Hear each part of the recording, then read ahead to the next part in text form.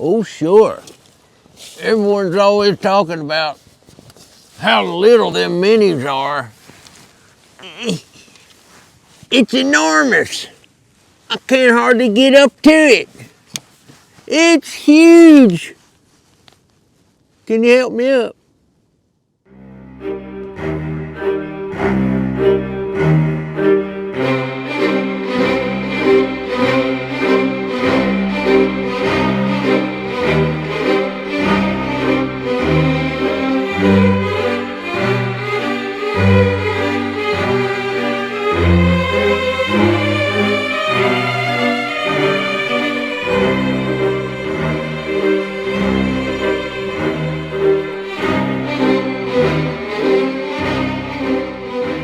Yes, sir, Bob. Well, look here. We got your S, which stands for speedy.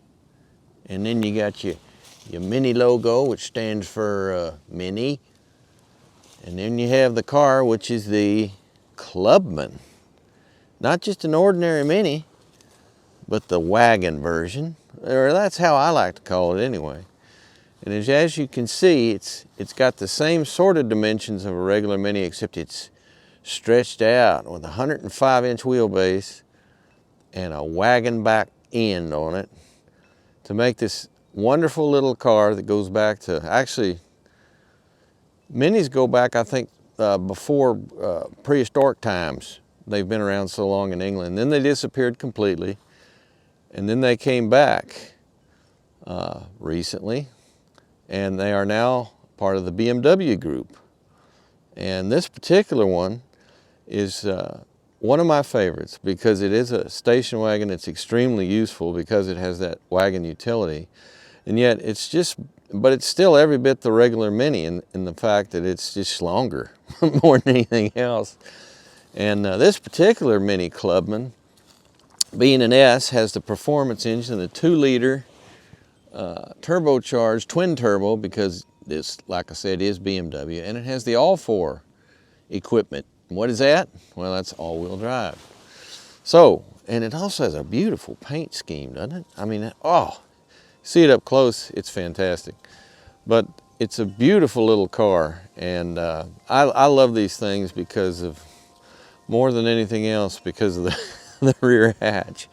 Because the rear hatch is not a hatchback at all. It's 2 twin doors, which I will demonstrate more completely in a little bit here.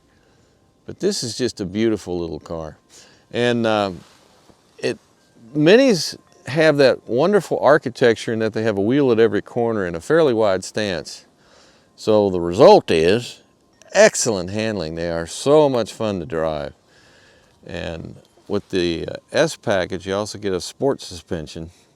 And this thing also has enormous, look at that beautiful paint detail right there. See this? It's like a little stripe. It goes all the way across back here, and it's also in the front of the hood. The sport suspension makes it stiffer, and it's already got kind of a stiff ride for a compact. Not excessively so on the standard Mini. But the sport makes it a little bit more of a sport type vehicle in terms of the way it feels. And then when you put these 18-inch wheels that are massive and run flat tires, which tend to be stiffer because the sidewalls are typically stiffer, you have a package that's going to give you a fairly rough ride, right? So I thought. And then when I started driving it, guess what? It's not bad. It is stiffer than most compacts, definitely. See, here's some more of this wonderful paint work. And there's our, is that functional? No, that's cosmetic. But the ride really surprised me in a very pleasant way because it's perfectly tolerable. And what you get in return, though, for the stiffness that is there, is really razor sharp handling, and the steering is positively telepathic on this car. And as for the engine, the drivetrain we have a 2-liter twin turbo, as I think I mentioned. Did I mention that? Did I mention that? And it produces 189 horsepower and 207 pounds of feet in the torque department.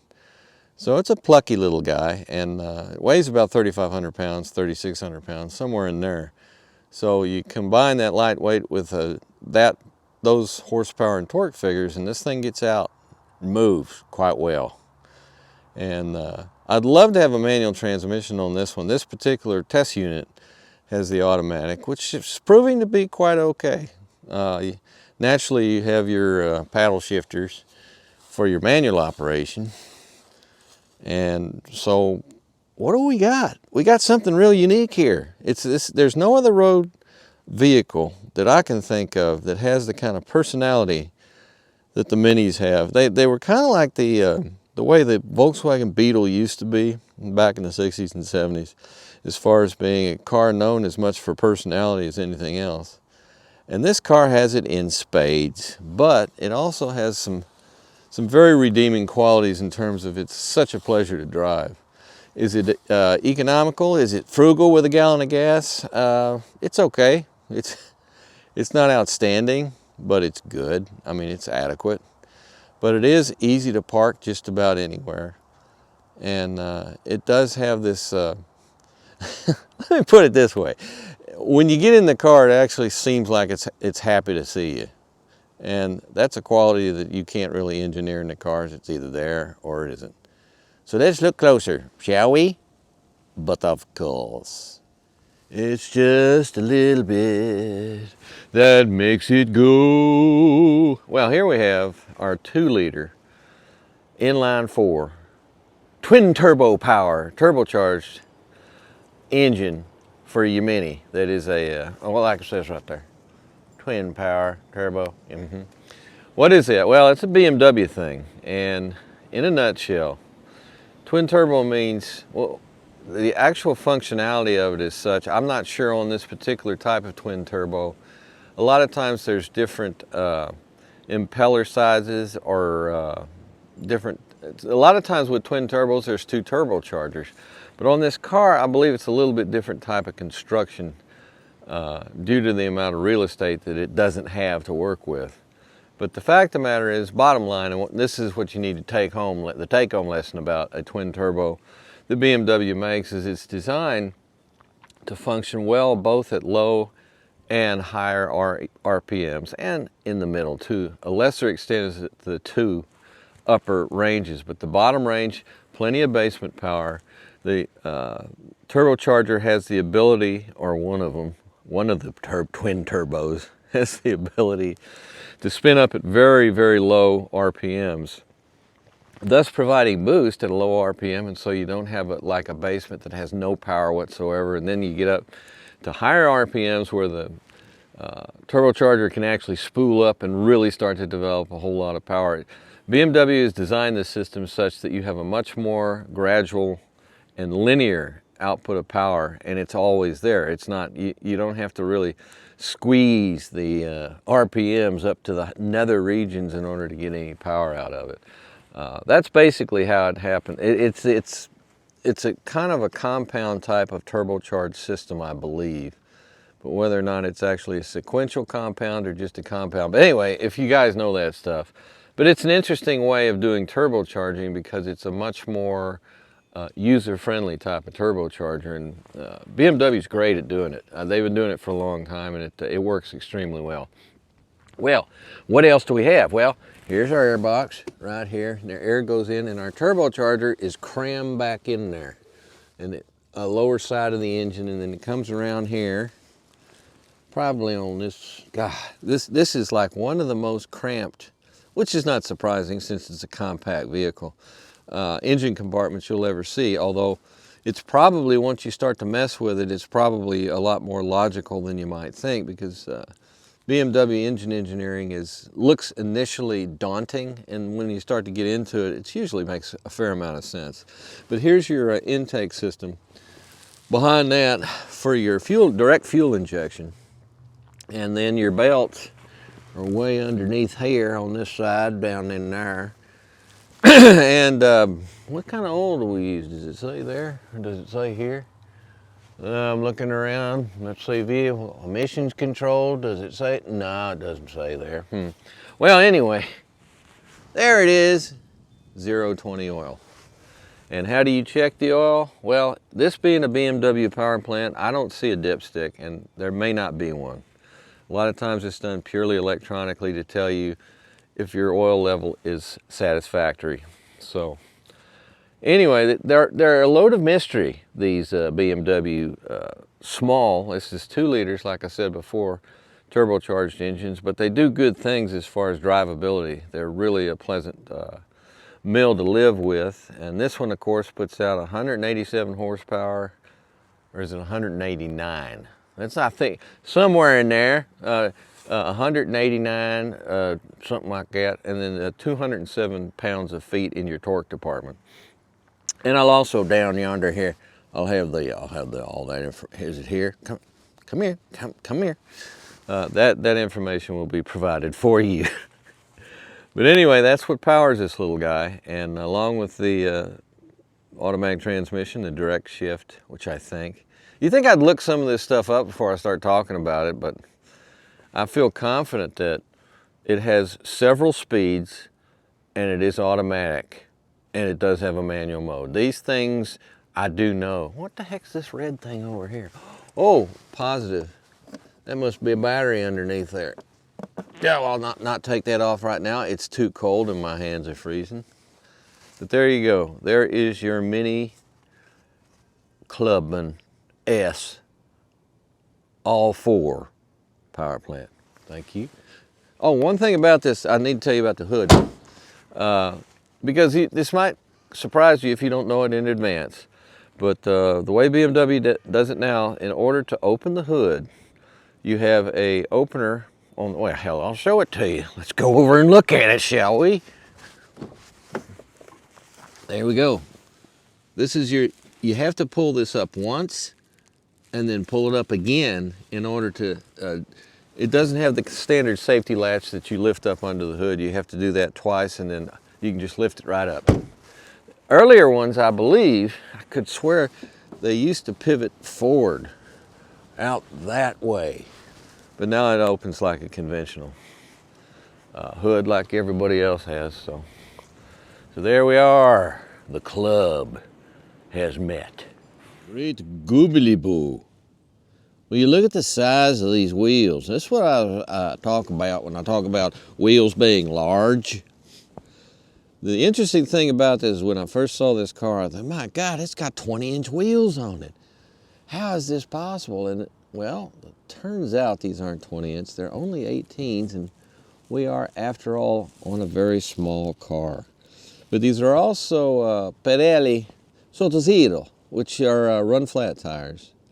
So for those of you unfamiliar with run-flats, they tend to be, well, the whole, let's go way back to the very beginning. The whole idea behind this is we were getting to the point where auto manufacturers look for every way possible to shed weight on the car, on all cars, in order to get better gas mileage. So what they did is they decided, you know, if we got rid of this jack and the spare tire and these tools and all this stuff, look at all the weight we'll save, especially on smaller cars. So they, the tire manufacturers came up with something they'd been playing with for years, which was run-flat tires. And essentially the construction of the tire means that should it encounter something like a nail or something like that, and the air goes out of the tire does not go completely flat. It has stiff enough sidewalls and stiff enough construction that it will still run for a while until you can get to a place to get the tire repaired or get it replaced. Well, that's where we are on this car completely. There is no, a lot of it has to do with space. There's not a whole lot of space. I mean, you know, it's a roomy car, but given the total amount of space that you have available, having a spare tire or even a run flat, that's the thing. A run flat kit basically is to do the same thing. It's to repair a tire on the side of the road but not use a spare in order to do that, or a jack or anything else. You just fill it with magic goo, the flat tire, and it has an inflator, and you inflate it with air pressure and off you go. So this way is a way I don't like, but at least they're getting better. They're getting much better. Oh my God, there's other people. That car right there, that has a spare tire. Okay, here we go. Now watch this. Wrong one. Watch this. And now we do this one. Isn't that amazing? It just pops open like a parachute coming out in order to access your rear cargo area. And as you can see, it's like a 50 or a 40-40-20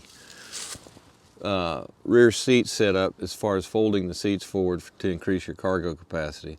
It's actually a decent amount of room, believe it or not, even though it's a very small car. And underneath here, this is where your spare should be, but for some reason, they've decided that the spare should not be there. Instead, you just have a well of space that's empty. And you can store more stuff there. Personally, I would have gone with the spare tire, and it's possible. I'm looking into it, whether or not you could actually get a spare tire as an accessory when you buy the car. Like just an option like anything else. But anyway, you gotta love how they've laid this out. It's very nicely finished, and you got these beautiful dual lights on each side to illuminate it. But the funnest part of all is the doors. And I love this configuration. I want to do it again. Opens like magic, no electricity involved. Yes, he's very excited about it. Can you blame him? I can't. Mini, let us maximize our mini. Ah, yes. As I mentioned before, did I mention this before? No, you haven't seen that yet. Well, let me mention it now. When the marvelous Mini came back, and by the way, I apologize for the screen flickering. I've tried a number of things, and it's just not agreeing with my anti-flicker settings no matter what I do, so I apologize for that. But anyway, when the Mini first came back from the dead, rising like a mighty phoenix, this giant frisbee thing here was your speedometer, and it was so huge that I used to opine the people that were driving behind you that could look through your rear glass there and see what speed you were going at, just because it was so vast, this thing. But over time, gradually, the Mini folks decided to put a regular instrument cluster here. And now, because this is 2023, we have a completely virtual instrument cluster here with all kinds of virtual things on it. On the right side, you have one of the world's largest fuel gauges, and on the left side, you have a tachometer with, of course, your digital speedometer in the middle. And this, of course, is your indicator to tell you what gear you are in, as in drive. So, and the temperature and everything else. Now, over here, we have something unusual. We have a little, it's this particular thing right here is split. The lower part here will turn on your automatic dimming function, and the top part here will play with the lower register down here. See, there's your temperature, and there's your miles per gallon, 26.6 right now, and your miles, 74.48 on this model. And then we have the anti-sunglass mode. I don't know what that is. And at the moment, we're getting 0 miles per gallon. This is your instantaneous miles per gallon. And this is your average speed, I think. No, it doesn't have an average sign on it. But here is our trip meter, 135.2 so far. And then our date. And there you go. As a matter of fact, I'm going to leave that on there. I need that. There we go. So anyway, it's a very nice display in that it's very concise and easy to read. There is a heads-up display that comes out of this well right here that is currently asleep because I put it to sleep. I would show it to you, but I'm not going to. This beautiful steering wheel, which by the way is covered with Napa leather. On our left side we have our cruise control, and which is just completely straightforward with your on-off here and your plus and minus, resume, cancel. What it doesn't have, and what you don't see, is following distance for your adaptive cruise control. That's because it doesn't have adaptive adaptive cruise control. It's just completely conventional cruise, and that's it. Sorry. You want an adaptive, you got to get a different one. This on the right side, we have your radio. This is your volume. This is your station selection if you're on your radio. And then this is a button just to press it to make everything okay. Well, obviously you can select things and hit okay, and you know how that works. Here's our a voice thing. It's not the usual logo that you see for that. What does she sound like? Nothing. Drive home. Oh, I don't want to drive home. That's Queens, New York. No, I don't want to go there. Nothing. I have it. Not that I have anything against Queens, by the way. I've actually spent a lot of time in Queens, and I've had a very good time there. What else do we have? Well, here is our pre-selections for our radio, and then we have this little menu on the side. Will take you all kinds of places. Here's your home, which right now Cheap Trick is singing, but being so tiny, like the Mini, they're so tiny, they're tiny Cheap Trick, and they're so little that we can't hear them right now. Just so you know, there are communications with your phone interface, navigation system, and here I can probably turn on that, yes, I can.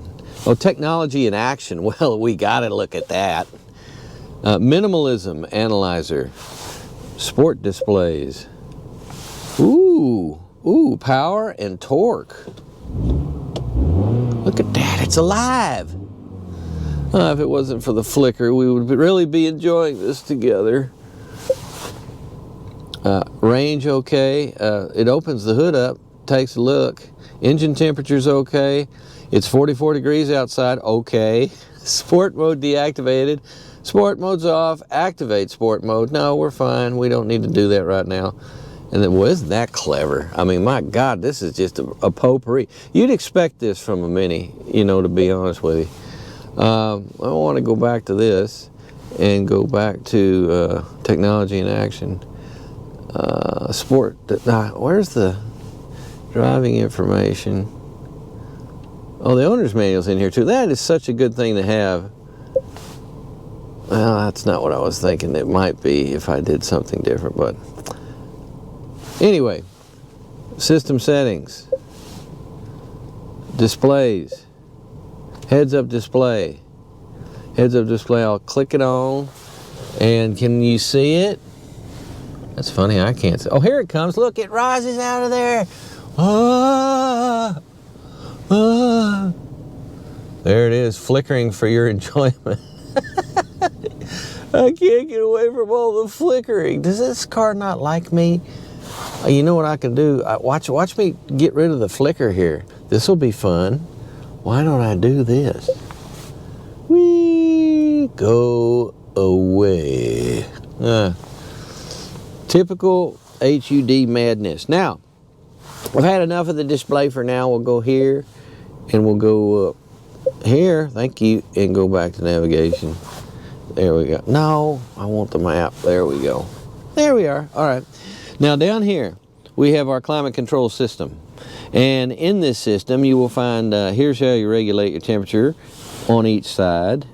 And there's your automatic setting that will, when the auto setting is selected, these will be obeyed. It will try to put that particular zone, in this case the driver and the passenger, in that temperature range. It'll try very hard to do that, all by itself without your interaction. Then we have, of course, our seat heater. We do not have a seat cooler.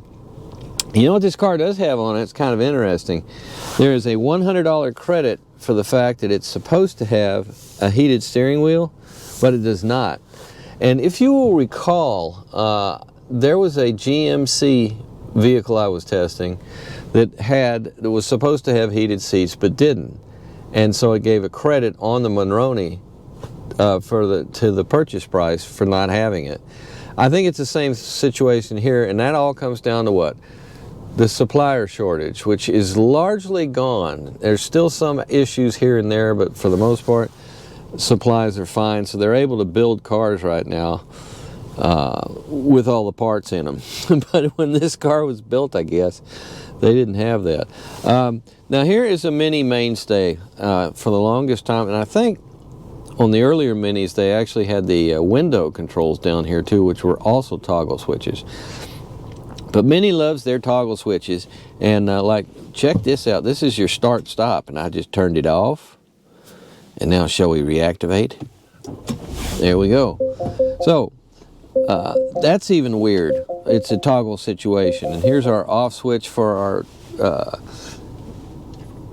stability program / traction control. And here is our mode selector. So right now we're on up here, looking up here, we're on green, and we can go to mid, which I assume is the same thing as normal on most cars. Mid. What does that mean? And then you have your sport, and everything goes red and all hell breaks loose. But if you go down here to green, you get a little bit of green in there. So there you are. I don't know how I feel about these toggle switches other than they're fun. Are they better than regular switches? Who knows? They're just different, and you'll get used to them fairly quickly, and they're kind of fun. But again, like I said, it's like inside a Jeep Wrangler. You get inside it and you know you're in a Jeep Wrangler. This car, you definitely know you're in a Mini because of features like that, which are commonplace. Now, here's a shifter for our aromatic, and as you can see, we're in park at the moment, but you push this in with your thumb, and now we're in reverse, and now we have this, whoops, where'd that light come from? Ah, there we go. Excellent high quality, high definition rear camera, along as this, with this 360-degree graphic that uses parking sensors to tell you you're about to smash into something even smaller than you. And then we have neutral, could be larger too. And then we have our drive selection, and if we want to go to manual, we just kick her over here, and naturally we have los paddles for your manual selection. And there's 2, 3, 4, 5, 6, 7, 8. I believe this is an 8-speed transmission. I don't know what tells me that, but that's as far as that goes. So, and park is that right there. Down here we have your park brake, and then we have this thing. Now, the whole time I've been using the touchscreen like a regular touchscreen, but you also have this thing here. So if I want to go, like, for example, to media, it'll pop up. There we are. Classic Rewind is what we're on, the station we're on at the moment. And then we also have the map. Boom, map is up there. So you also have this. You can do it via the touchscreen, or you can do it through this handy commander controller thing. And look at this. Woo! Let's take off. Let's take off in our helicopter. Are you ready? Whoa! My God, we're out in the ocean. See, so you got that going for you. You got your instantaneous ability to zoom your screen on your map display, which is excellent. By the way, this display, I believe, is 8.8 inches.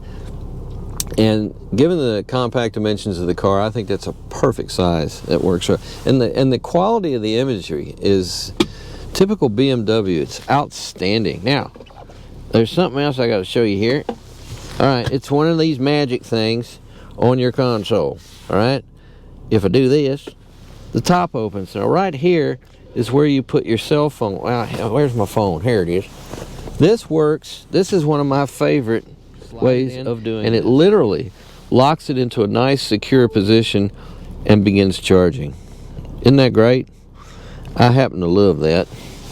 And the light comes on also to tell you that you're charging, but it's just such a secure mount for charging your phone. So isn't that great? I love that. Then you have the lower quadrant, which is your storage area with this cute little mat in there, and your USB-C port right there. So, and this would be your COVID fit kit. You think COVID's gone? You're wrong. It's still here. What else? Well, the seat, which is called what's it? I gotta read this to you. It's called Mini Yours Leather Lounge seating. Is this Napa leather? I'm not sure, but it's great. It's very, very comfortable, and you got all kinds of adjustments. So it's one of these cars that's real difficult for you to not get yourself comfortable because they offer plentiful adjustments, and the seat design in general is quite good. So I really like that about it. Let's go up here and more toggles. We got all kinds of toggle. This is your map-like toggle right there, and this is your central light overall right there. Whether or not it turns on when you're when you put on your thing, your what is it called there? That thing that you put on. Oh yeah, the door. You know, you open it.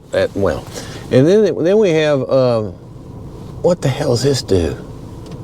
Oh, I just did something bad. I'm sure it's probably going to sell. It's probably the clock has started. It will self-destruct in a couple of minutes. But we do have a very, very manual-oriented sunroof situation here. And there's our shade that is operated using your appendages. You should always feel free to use your appendages. Then we have the SOS thing, which is will contact help if it's engaged. And I don't know, I don't see a light on, so I don't know if that's actually engaged on this automobile or not. I'm sure there's a subscription service probably involved with that. So what else? Are we almost done with the front of this thing? Well, just about. How big is the glove box on this tiny car? Very, very roomy. It's deep in there. It's deep in there. I like that. Boy, I tell you, this car's full of surprises, isn't it? I should have left that open the whole time, shouldn't I? Now, how do you open it? The sunroof. Well, I believe that's it right here. That's what that button was. And there we go. And then the outside becomes the inside. So you see, your toggles make you happy on this car. You're a toggle switch person if you're in this car. Now, shall we go aft? Oh yes, let's. We will now proceed to the rear of the vehicle. Will it be one of these shockingly roomy things for considering its size? Well, first of all, the door is not excessively small, and it opens nearly 90 degrees. These are all good things. And as we become seated, I have the front seat almost all the way back, and still I have good room here, even with the thing all the way back. There's a nice vehicle. I think whoever owns that vehicle is a total stud. Now, our window does not quite go down 100%. It goes down about 90%. But look at here. We get our own little, I don't think you can open this one. No, you can't. But isn't that nice? It really adds an airiness to this. Already, it's considering the size of the car, it's very spacious back here for two people. You'll be fine. You'll be comfortable, provided you don't have, you know, giraffe people living in the front that put their seats all the way back. You'll be fine. And what else do we have? We have speakers from our incredibly elaborate sound system, which is a booming, wonderful thing. It's a Harman Kardon. Let's look at the harmonic, shall we? And let's look at it. Can you help me up? Oh. Well, I don't see it right off the bat. It's good. I'll tell you what, it says so on one of the speakers up there. Oh wait, I can see it. Yes, Harman Kardon. So now then, you know the test that matters most to me on all these automobiles is how is the armrest. Ooh, look at that. Hey, somebody's had beverages back here, and it wasn't me. Oh, I have to share with other people that review things. Oh, but the actual armrest itself, I give it very high marks. It's a good height. It's actually a fairly good length. Considering, like I said, the compact dimensions of this vehicle, it does very, very well. And finally, I think you can recline the seats a little bit, but more importantly, let's see. In order for the expansion, look at that, how easy that is to expand your cargo area. Nothing to it. Of course, it weighs 90 pounds. Ugh. So I don't know if you can actually recline it. It doesn't look like you can, and it's pretty upright now. I gotta be honest with you. It's a pretty upright situation. Yep, yep. Whoop, there we are. Hello, Mr. Invisible Man.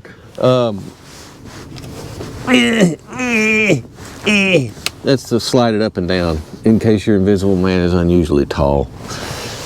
So there we have it. The Mini and the Maxi. The room that is hard to believe considering the outside dimensions. Except for the fact that these rear seats are kind of upright and you can't recline them, I give top marks to the interior of this car as far as passenger room. Does a great job. And I do love these dual panes here for your sunroofage because that's just great all in all. So let's move on, shall we? Let's take her out.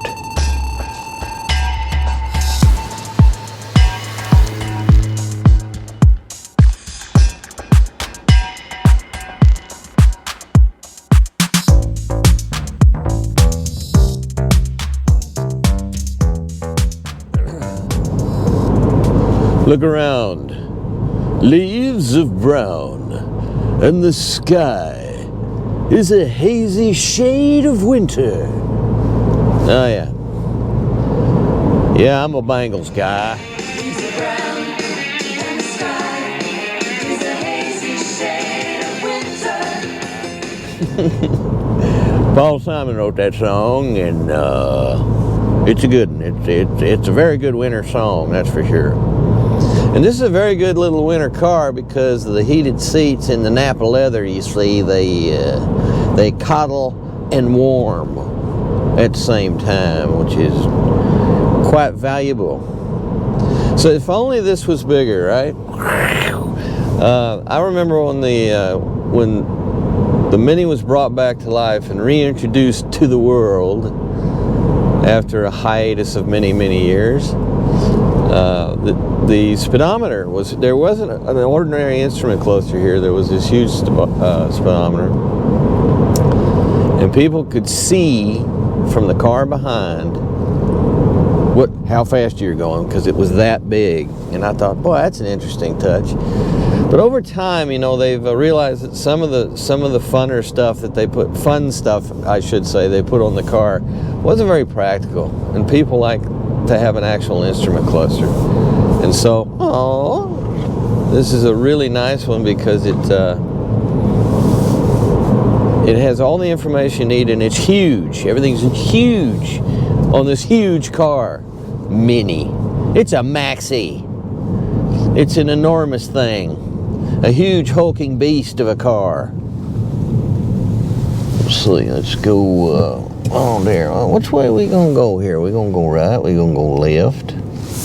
I'm still trying to figure out the interesting construction of we'll go right. The interesting construction of our cruise control system, because it does supposedly have. Well, I'll put it on, and there's nothing here that seems to. It has a speed limiter on it, but where in the world, if it is in fact an adaptive style cruise control that measures the distance from the car in front of you to you and then regulates your speed accordingly at a preset interval that you select, I don't know where I select this preset interval. As a matter of fact, it looks like there is no place to set this preset interval. It looks like just regular cruise control.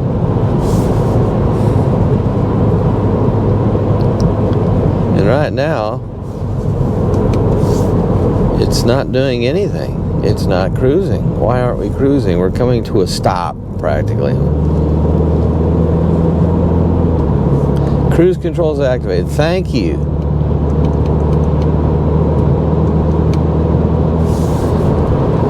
Okay. But we do not seem to have any indication anywhere.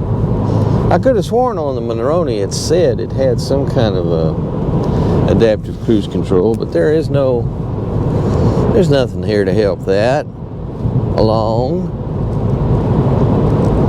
I'll be damned. What happens if I turn this on? Oh, now we got lane control. Let's see what it does. Nothing. Frontal collision warning, pedestrian lane departure warning. This is a bah humbug situation. Lane departure warning is now off. Excuse me. I have no idea what's going on with this car. I'm flummoxed. I find myself in a flummoxed state over my cruise control. Now then, a couple of things about this particular Clubman. Being the S style, it has the aggressive, well, I think it's the only version of this car that's available. And it has a sports suspension type of tuning arrangement in your chassis. And it is kind of a stiff ride, but there's two reasons. I can't help but think that a big part of that stiff ride comes solely from the fact that we have like 20-inch wheels on this very small, very large car.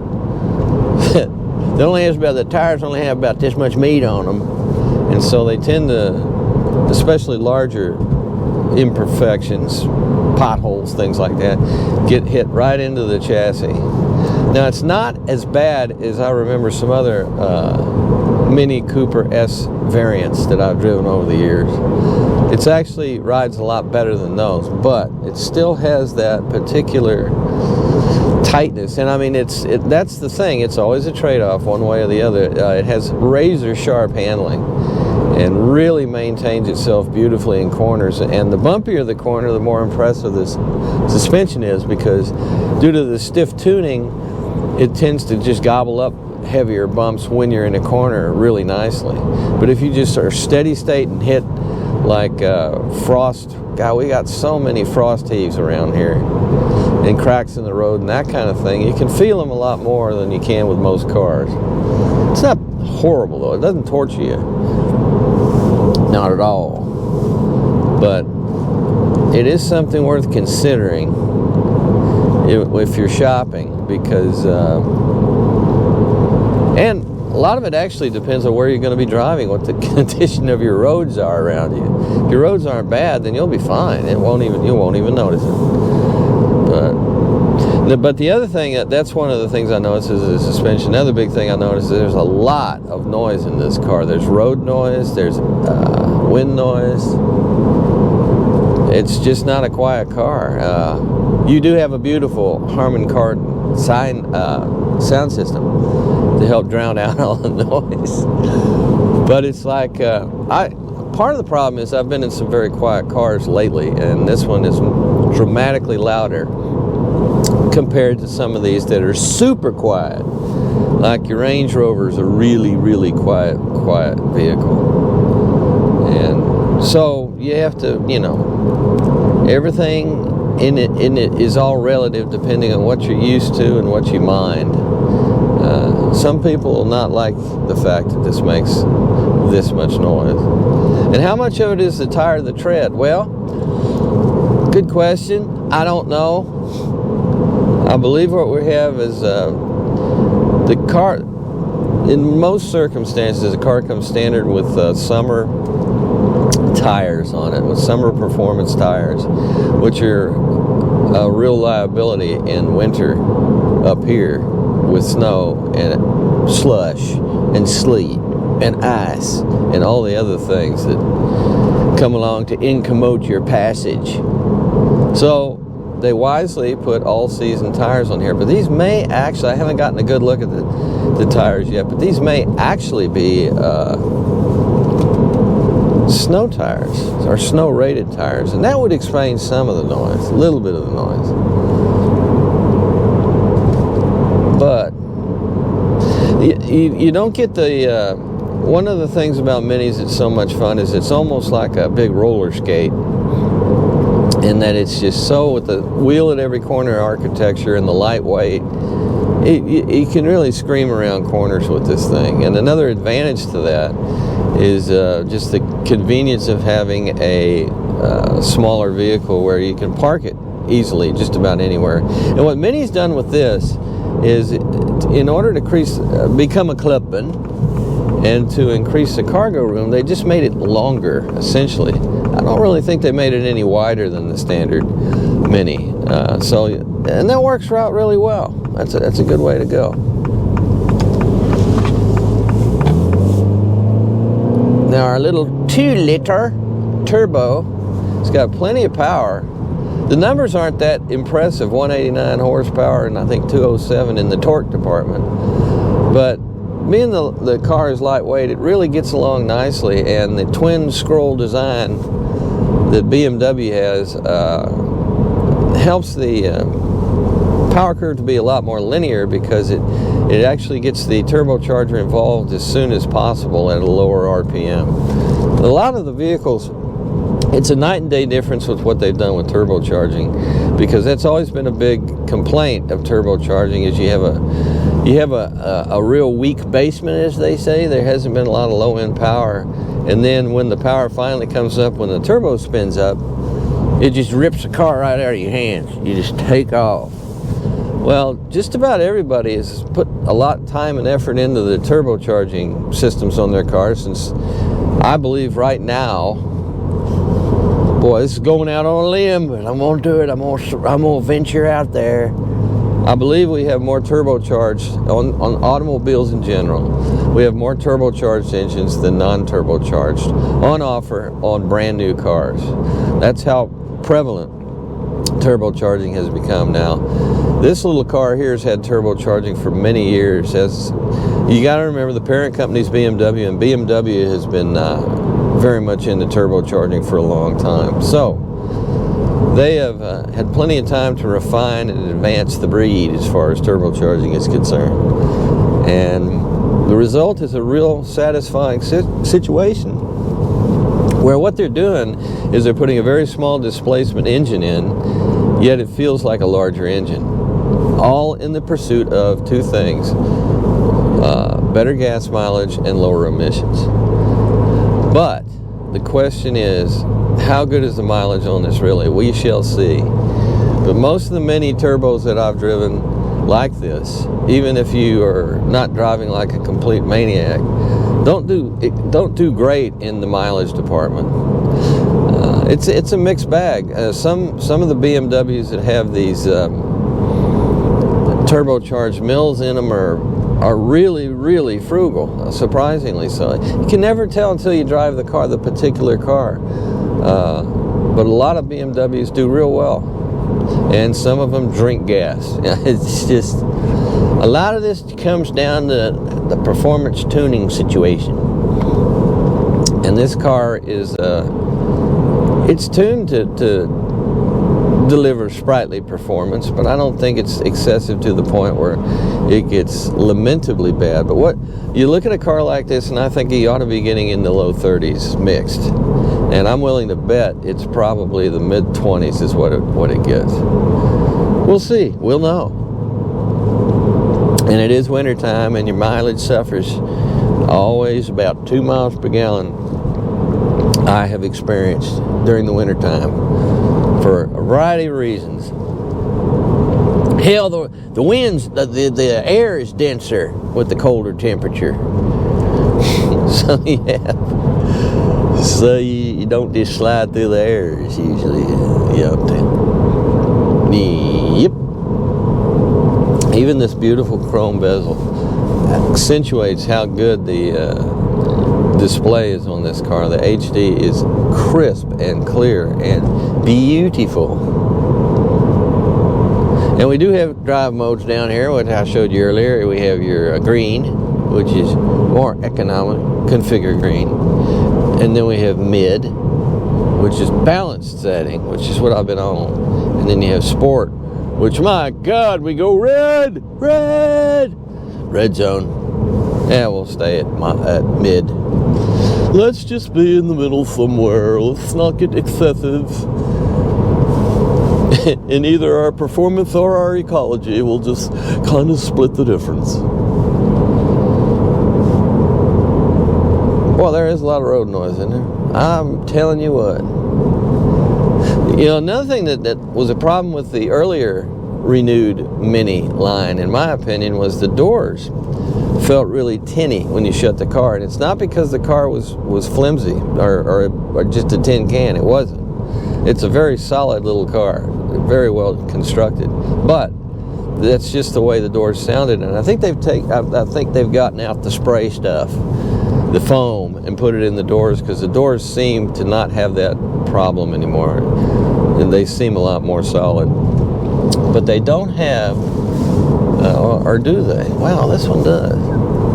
Another problem with some of the Minis, as I recall, and I hope I'm not wrong about this, but they didn't have window frames. And I think that also contributed to the wind noise, but this isn't a whole lot quiet. The more I listen to the noise here, the more I think it's just general tire road noise. And could it be that because the car is diminutive, that the wheels are closer to you, so that's why you hear them, as opposed to being in like a, like a Ford F-250 or something with an 8-foot bed where the wheels are way far away from you? Think about it. Give it some thought. Closer wheels mean louder cars. But we have a Kia Soul in front of me right now. That is also a fairly small car. The wheels are pretty close to the driver. Is it noisy? Well, guess what? I'm going to have one next week, and I will be able to compare them. Yes, I do love the suspension articulation test that I like to put a lot of cars through if I remember to do it. Here we have our independent rear suspension on our Clubman, and as you can see, we have a good amount of compression on the right side and extension on the left side, but the extension on the left side is not enough to keep the wheels completely on the ground usually. That tire up there is actually suspended. It's just off the pavement, which makes changing tires easier if you want to go that route, but it's not always keeping the thing on the ground completely, but that's okay because this car's not really built for this kind of thing. It's clearly built for the road, and that means it keeps the car fairly glued to the road in a semi-flat situation, but can get overtaxed if the bumps are huge, crater-like, and lunar in nature. Let's have a look at that suspension a little bit closer, shall we? So here we have our fully independent rear suspension on our Clubman, and as you can see, there's beaucoup de links. Here's our main shock absorber here. There's our coil spring up there, right there, you see.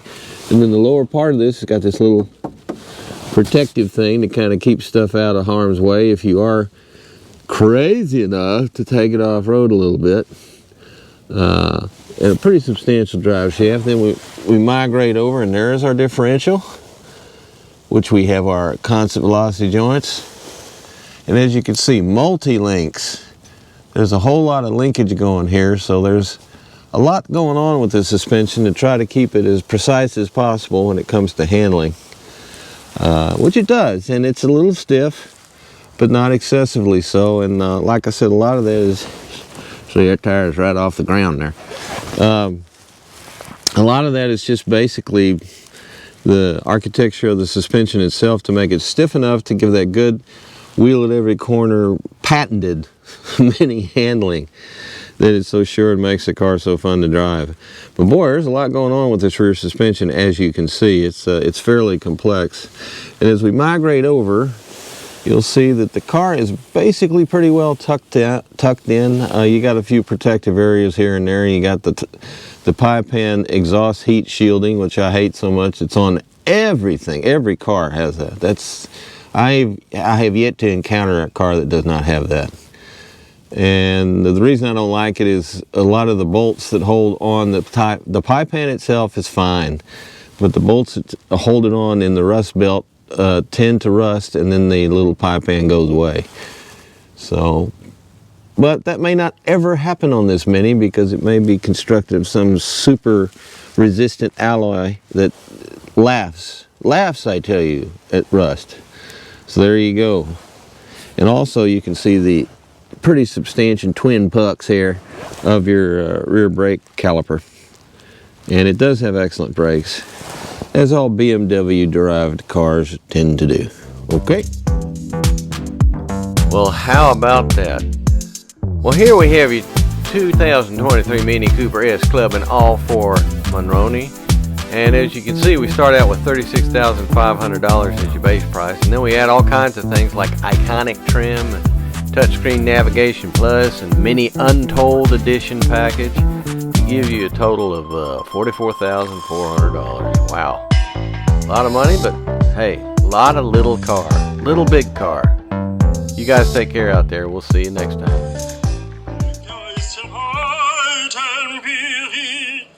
Gesandt geworden, sein viel